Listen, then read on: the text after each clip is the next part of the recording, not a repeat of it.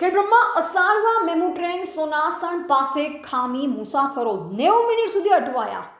મંગળવાર સવારે Sonasan railway station નજીક Khedbrahma Asarva MEMU train technical ખામીના કારણે અચાનક બંધ પડી જતા મુસાફરોને ભારે હાલાકી ભોગવવી પડી હતી। સવારે અંદાજે 8:30 વાગ્યાના સુમારે એન્જિનમાં ખામી સર્જાતા ટ્રેન અધવચ્ચે જ ઊભી રહી ગઈ હતી।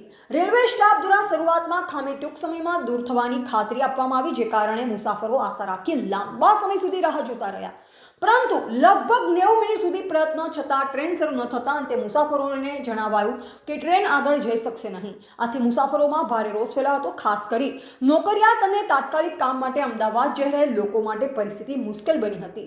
અંતે મુસાફરોને સોનાસણથી એસટી બસ અને ખાનગી વાહનો દ્વારા આગળની મુસાફરી કરવી પડી।